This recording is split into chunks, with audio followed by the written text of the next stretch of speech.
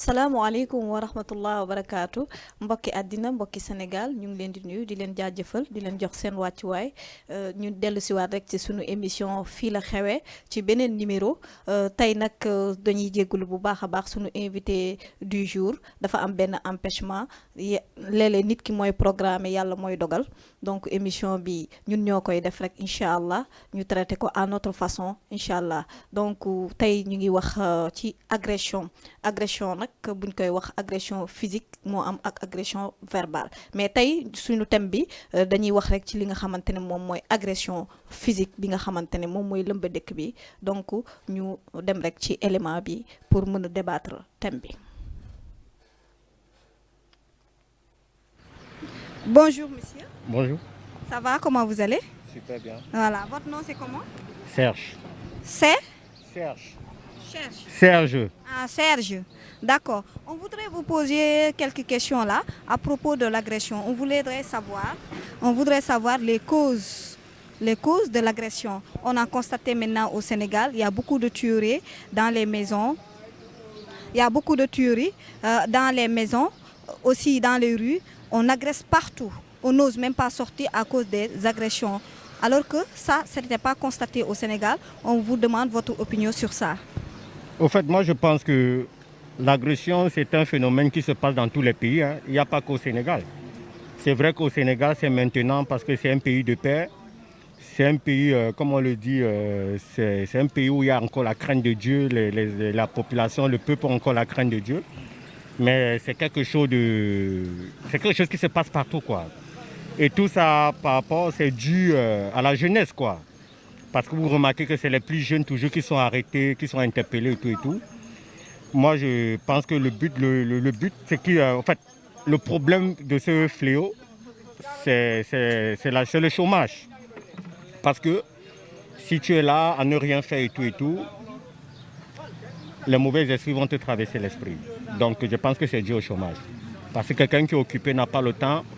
d'aller agresser ou de casser ou de faire des bêtises, quoi que ce soit. Oui. Et les tueries, ce n'est pas quelque chose de prémédité. C'est peut-être en cas d'agression, ça tourne toujours mal et après tu te retrouves en train de faire des bêtises. Donc tout ça c'est dû, pour moi c'est dû au chômage. Oui, c'est un peu ça. D'accord, je vous appuie parce que la dame qu'on avait tuée sur son lieu de travail, c'est son collègue qui l'a tuée. Pourquoi? La cause c'était l'argent qui tournait parce qu'il voulait préparer son baptême, le baptême de son fils. Donc on peut dire que tout ça c'est dû à manque de l'argent. Et manque de l'argent, ce qui amène ça, c'est le chômage. En fait, je pourrais, concernant ce problème, c'est autre chose. Parce que ce garçon avait du boulot, mais il en voulait plus. Donc je ne pourrais pas dire que c'est du chômage pour ce phénomène-là. Je pourrais dire que c'est quelqu'un qui vivait au-delà de ses moyens. Vous savez, quand tu es occupé, tu connais comment tu utilises ton argent. Tant que tu vas au-delà de ce que tu as, il y aura toujours des conséquences. Donc moi, je pense que la raison de ce tuerie-là, surtout ce problème, ce fléau-là, c'est un jeune qui vivait au-delà de ce qu'il a. C'est un jeune, au fait, envieux, quoi. Donc c'est un peu ça et tout. Là, ce n'est pas la même chose. Oui. Selon vous, quelle est la solution? C'est l'État qui doit apporter solution à ça ou bien c'est les habitants du Sénégal qui devront apporter? Ou bien c'est la religion qui doit parler avec les jeunes? Selon vous, c'est quoi? Au fait, moi je pense que la solution à ça, le président ne peut pas donner le boulot pour tout le monde. Ce n'est pas tout le monde qui est allé à l'école. Ce n'est pas tout le monde qui a un niveau d'études, ce n'est pas tout le monde qui a la chance de pouvoir être dans un bureau. Il y a nombreux qui ont le niveau d'études très élevé, mais qui ne parviennent pas à s'orienter ou à trouver la place pour eux. Vous comprenez, selon les filières. Moi, je pense que la solution à ça, c'est de se réveiller et de chercher du travail. Et surtout, ne triez pas de travail. Le travail reste le travail. Vous me voyez, je suis un laveur de voiture, mais je fais avec ce travail, je paye ma maison, je nourris ma famille. Donc, il ne faudrait pas minimiser un travail parce que tout ce qu'on fait, tant que tu parviens à avoir ton pain, c'est important. Donc, je le dis à toute la jeunesse, tous les jeunes comme moi, travaillez, quel qu'en soit le travail, ce qui vous permet d'avoir votre pain, il faut travailler. Ne simplifiez pas le travail. Ce que Dieu vous donne, faites avec. Donc c'est tout.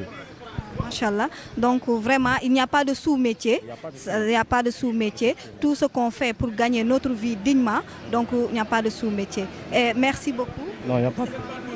D'accord, il n'y a pas de quoi. Amin, amin, amin. Amin. Inch'Allah. Donc loolu la ñu amoon lu ñu ñëwoon rek recueillir ci fi nga xamante ne moom mooy Ouakam ci arrêt 43 bi cité assemblée fii lañ ñëwoon donc gis dégg ngeen kooku noonu citoyen la donc malgré que étranger la wax na wax yu am solo ci li nga xamante ne mooy agression yi ñaax na aussi jeunes yi ci liggéey ne leen bu kenn. waaw ñun ñoo ko gisandoo élément bi donc buñ ko xoolee bu baax ki doon wax étranger la waaye wax na wax yu am solo donc bu ñu jógee ci loolu noonu rek ñu ñëw wax ci li nga xamante ne mooy lan mooy agression physique mooy nit ki jël loxoom daanu ci beneen nit bi donc moo xam gaañ na ko wala gaañu ko wala mu taseeg nit nangu li nga xamante ne moom la moom donc loolu dañ koy tuddee agression donc tey foofu rek la ñuy yem comme tey jii nii agression physique la ñuy waxtaanee donc su ko defee ñu ñëw rek ci li nga xamante ne moom mooy cause bi comme li nga xamante ne Georges moom la ko waxee léegi donc cause principale yi nga xamante ne moo indi agression yi man ci sama xam-xam bu gàtt ni ma ko gisee première cause bi mooy manque d'éducation donc du fekkente ne nit ki dañ ko yar am luñ ko bañloo di nga rus dem jàkkaarloog sa morom dóor ko nangu daraam wala def loo xamante ne naka sudul noonu pour jël li nga xamante ne moom la moom wala nga rey ko yeneen agression yi dinañ ci ñëw agression yi yeneen yi aussi c'est des viols donc tey du sunu temu tey mais sunu temu tey mooy càcc gu bari gi ak rey gu bari gi lan moo ko waral donc bu ñu jógee ci loolu noonu ñu ñëwaat encore ci li nga xamante ne mooy éducation de base lu am solo la ñun Sénégal lan lañu am mooy destruction des mœurs jigéen ñi léegi toogatuñ ci kër yi pour yar xale yi éducation qu'il faut jombule leen dara loolu mooy première cause parents yi aussi koñ bi aussi defatuñ li nga xamante ne moom la ñu war a def pour encadrer xale bi ba mu xam ne lii laa war a def ak lii laa war a bàyyi beneen deuxième cause bi nga xamante ne moom moo indi agression bi mooy wàllu diine nit ki su amul diine lu ko neex def lu ko neex wax parce que sóorul yàlla mais du fekkente ne nit ki sa papa ak sa yaay dañ la yar ci yoonu siratal mustaqim jàngal la sa diine alxuraan jiitu ci sa dënn di nga am loo xamante ne di nga ko jombale sa bopp même bu fekkente ne yàlla daf la nattoo ñàkk di nga xam ne loo mënti def yàlla moo lay gis te boo demee tamit yàlla moom moo lay xool donc loolu mooy deuxième manquement bi nga xamante ne nii moo tax agression yi troisième point bu ñuy ñëw ji mooy jeunes yi ñu ci ëpp dañoo jàng am seeni lijaasa mais amuñu lieu de travail fu ñu war a liggéeyee da ngay gis koo xamante ne am na licence 1 licence 2 licence 3 comme jamono ji léegi noonu lañ koy waxee c'est différent ak jamono ji njëkk ji nga xamante ne dañ doon wax donc kii am na duel 1 duel 2 donc ñu ñëw nag ci li nga xamante ne moom mooy maîtrise ak DEA donc dañoo ñëwaat ci beneen méthode léegi méthode licence la ñuy wax da ngay gis koo xamante ne dafa am licence 1 licence 2 licence 3 donc dem ba doctorat nga xamante ne amul liggéey man gis naa koo xamante ne am na doctorat am en biochimie ba léegi amagul liggéey donc dañuy tëdd ba 13h ba 14h donc diplôme yi nekk ci biir tiroir yi mbóot yi di ci doxantu donc loolu aussi tax na li nga xamante ne ni agression bi bari ci biir dëkk bi mooy nga tollu tekki te tekki woo nga jàng nekk des années nga yeewu fajar di dem jàngi sa papa lu mu am def ci jënd bic jënd kaye te yow tekki ba jot te tekki woo donc loolu aussi dafay indi agression day tax jeunes yi fippu troisième point lañ nekkoon donc ñu dem ci quatrième point bi nga xamante ne loolu moo waral agression yi mooy taalibe yi nga xamante ne en rapport avec sunu thème bi passé woon xale yi nga xamante ne dañuy rëcc ci biir mendicité xale yi nga xamante ne dañ leen toroxal foofu noonu ñu rëcc ci biir loolu noonu ñëw donc installé defal seen bopp am na ñoo xamante ne ñu ngi ci côté corniche ba boo demee foofu noonu di nga leen fa fekk ci suufu pont yi c'est des anciens talibés yoo xamante ne donc dañoo fàq waaw fàq boobu noonu donc loolu mooy waral ñoom tamit ñu installé wu ci nga xamante ne loolu mooy agression bi. cinquième point bi nga xamante ne moom la ñuy ñëw mooy ñi nga xamante ne donc seen parents yi dañoo divorcé.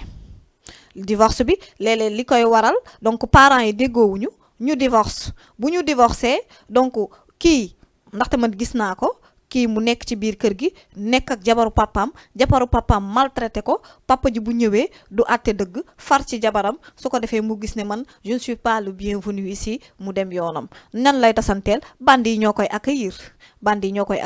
man accueillir naa koo xamante ne sama kër donc loolu moo ko dal jabaru papaam la nekkal kooku di ko maltraité man maa ko fay au niveau de syndicat donc loolu noonu yëpp luy indi agression la donc mooy principale cause yi mais loolu noonu yëpp lu koy waral yëpp mooy comme lu ma ko waxee woon diine bu jiitoo ci nit ki ñàkk du la taxa naan petit ak quel que soit alpha moo tax ñun parents yi war nañoo góorgóorlu ci li nga xamante ne moom mooy sunu éducation doom yi sunu éducation parce que nit ki mënta am éducation te amul diine surtout na jiitu ci nit ki nañu yar sunu doom yi ci am diine nañu yar sunu doom yi bu ëllëg bu amee lu mu métti du tax ñun ñu def naka sudul noonu te gouvernement bi aussi moom am na ci part de responsabilité li nga xamante ne moom mooy agression yi bu ngeen seetloo bu baax ñi nga xamante ne comme sànq li ma ko waxee woon sama troisième point bi nga xamante ne moom laa débattre sànq ne de chômage bi moo ko waral da ngay am say lijaasa doo am liggéey loolu gouvernement bi la parce que gouvernement bi moom moo war a créer ay usines yoo xamante ne dafay recruter nit ñi. domaine de l'enseignement depuis 2013 ba léegi li nga xamante ne moom la ñuy former ci ay xale kenn jëlatu leen. muy xale yu góor muy xale yu jigéen kenn jëlatu leen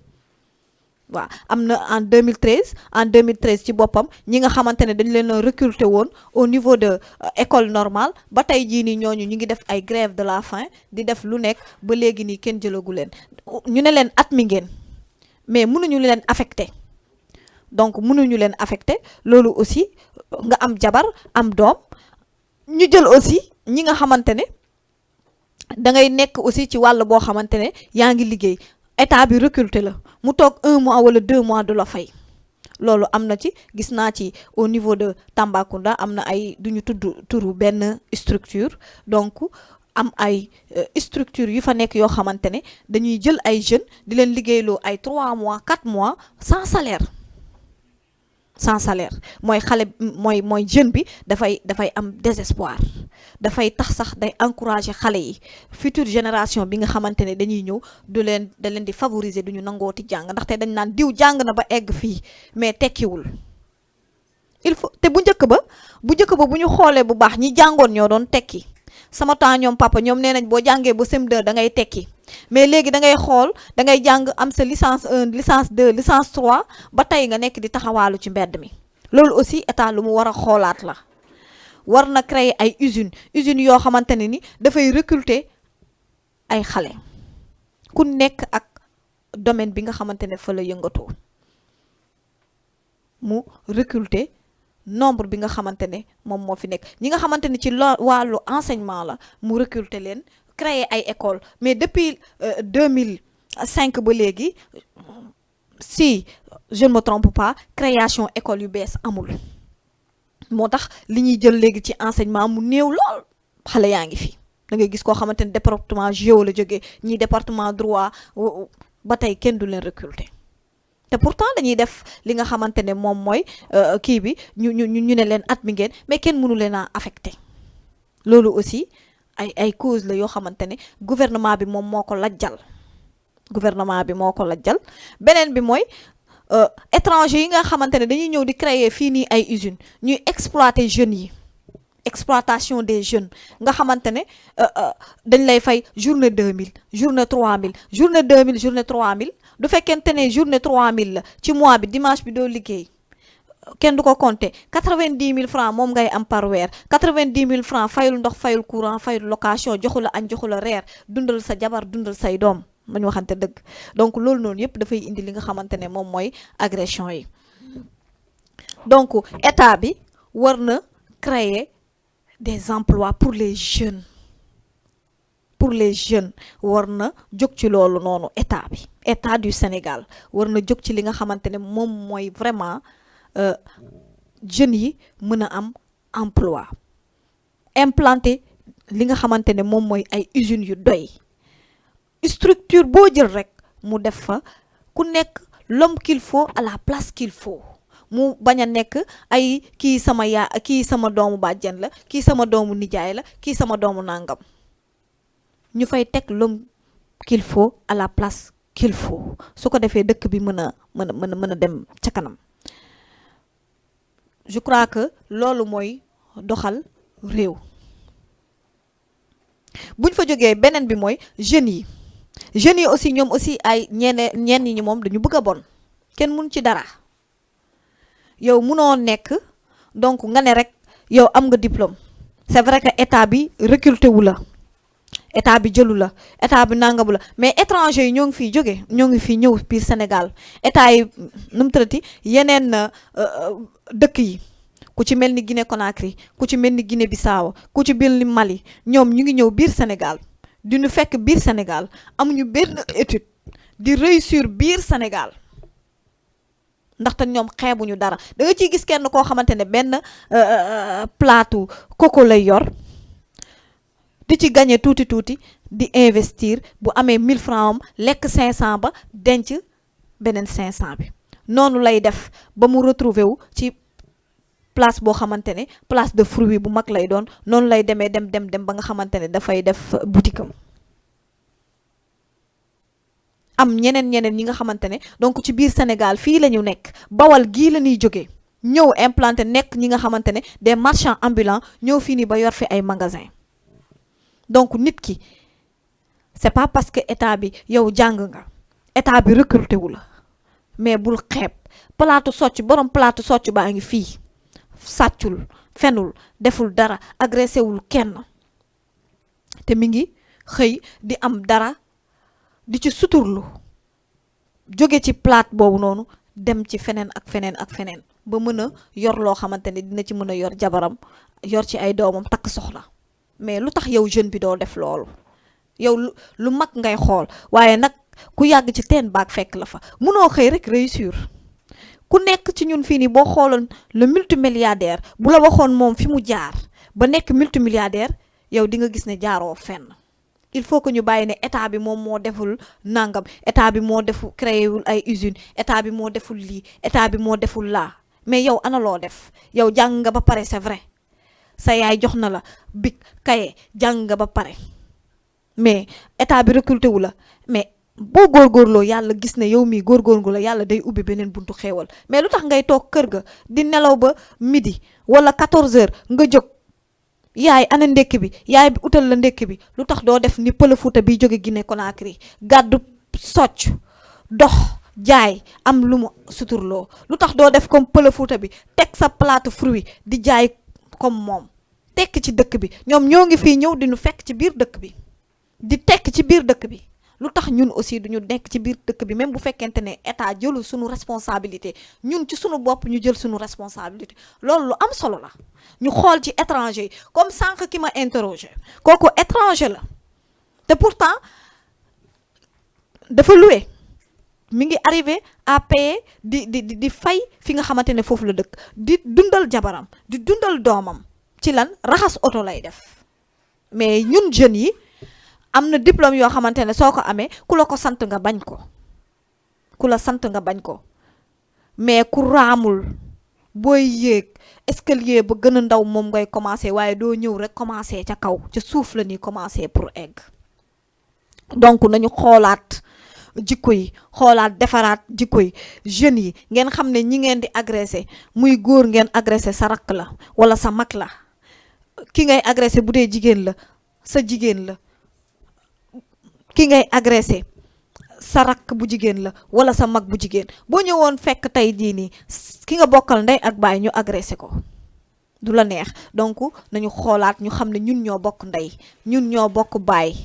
li ma yéene sama frère bi nekk ca kër ga ma yéene ko sama beneen frère la ma yéene sama sœur ba nekk ca kër ga ma yéene ko beneen frère bi loolu mooy doxal dëkk bi waaye du fekkente ne man état recruté wu ma man nangam ma ñëw ci leneen li mooy état bi aussi beneen parce que nit mënul jël paaka jam nit te fekk nitu kese la loolu aussi fautu état la parce que état moom moo nekkul di def liggéeyam comme nu mu waree su ma nee état ma dugal ci les douaniers yi nga xamante ne ñoom ñooy nekk au niveau du porte d'entrée bi dañuy bàyyi yamba bi di dugg drogue bi di dugg gaz bi aussi parce que nit ki mënul jël di jëfandikoo dara di tàggalikoo ak sagoom nit ki nga jël dara tàggalikoo ak sa sago ba pare ñu ne yow doo rey nit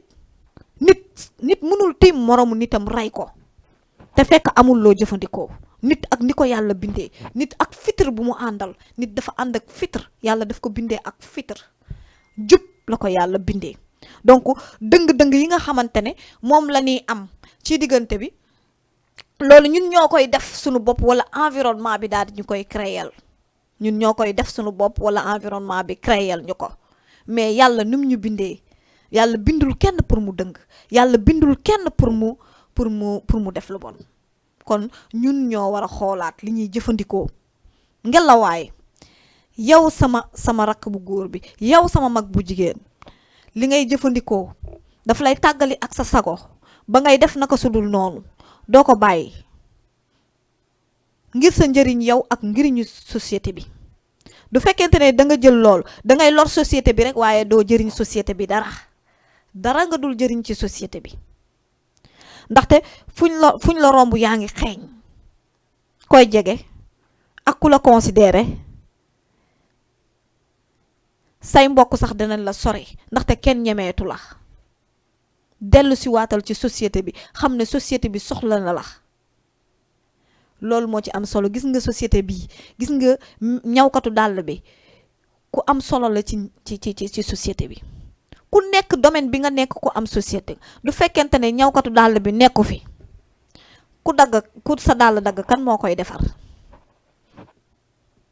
te du ñëpp a mën a am njëgu dàll jaaykatu socc bi aussi ku am solo la ci société bi kii raxas oto bi ci ku am njëriñ la ci société bi donc fii ñëpp a am njëriñ ci société bi kan moo amalul njëriñ société bi mooy ki nga xamante ne day nekk ci mbedd yi di gaz di naan sàngara di réeku ci mbedd yi kooku moom moo amalul société bi njëriñ kooku en fait dañ ko war a génnee ci société bi est-ce que yéen da ngeen a war a nekk ñi nga xamante ne dañ leen war a génnee ci société bi déedéet. En tout cas li ma war a wax daal mooy na ku nekk xoolaat sa bopp mu commencé ko ci man commencé ko ci keneen ku nekk na nga xoolaat sa bopp xam ne foo mënti nekk yàlla mi ngi lay gis looy def lu ne du nit ñi du état nga koy defal du papa du yaay du kenn ki nga xam ne lu tax mu génn agressé parce que yaayam ak papaam dañoo bàyyi seen responsabilité daal di koy sànni ci mbedd mi mooy yow taalibe nga doon sa yaay ak sa papa dem yóbbu la taalibe ñu lay toroxal foofu di la dóor di la nasaxal nga daw fàq lu tax doo dem yenu ji ñu fay la nga dund ba keroog yàlla di indi leneen ki nga xamante ne aussi moom yaayam ak papaam dañ doon sëy divorce am ñu toroxal ko ci kër gi ba finalement lu teew doo toog muñ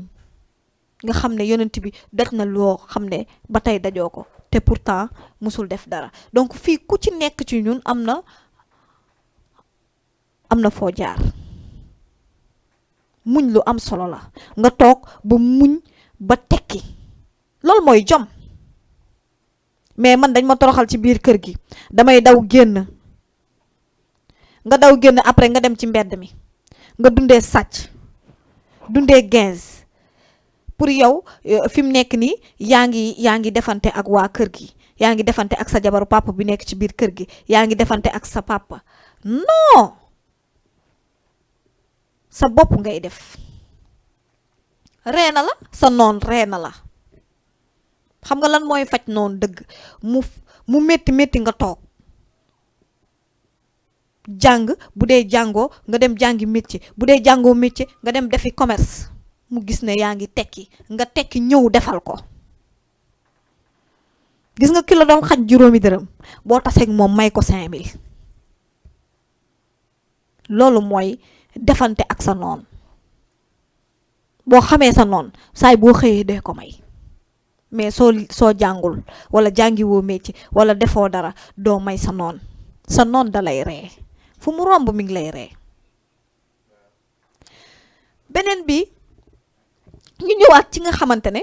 moom nee na moom dafa jàng ba réussir état bi recruté wu ko état bi recruté wu la léegi looy def da ngay jënd ay armes boo jëndee ay armes bàyyi ba guddi nga attaqué banque yi attaqué nangam xaalis yi fa nekk xaalis yi jàmbur la koy defanteel mais xaalisu say sœur ngay sàcc xaalisu say frère même chose ñoom aussi bu ñu retrouver même chose ñu def comme yow li ngay def donc nañu xoolaat toogaay yi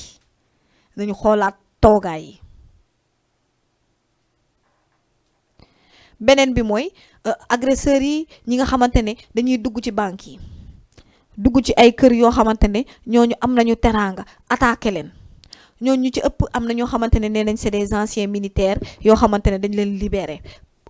état bi aussi am na ci part de responsabilité mais nit ki boo ko jëlee nga recruter ko mu nekk militaire boo ko recruter mu nekk militaire pendant 2 ans nga former ko jàngal ko nu ñuy jamee paaka jàngal ko nu ñuy fetalee nit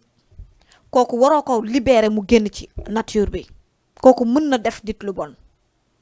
donc loolu aussi part de responsabilité état la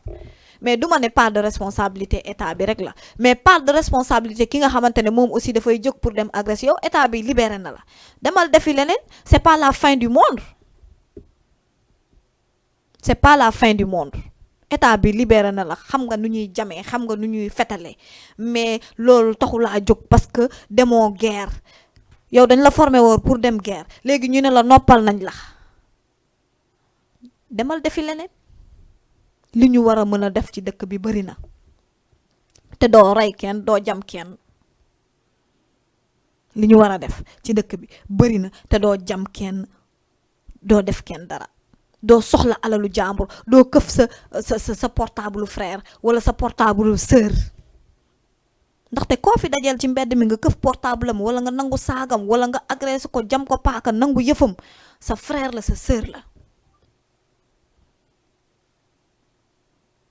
donc nañu xoolaat toogaay yi donc tey comme rek amuñu invité du jour donc xam naa émission bi rek dañ koy yemale fii ba beneen yoon incha allah asalaamualeykum wa rahmatullah wa barakaatu.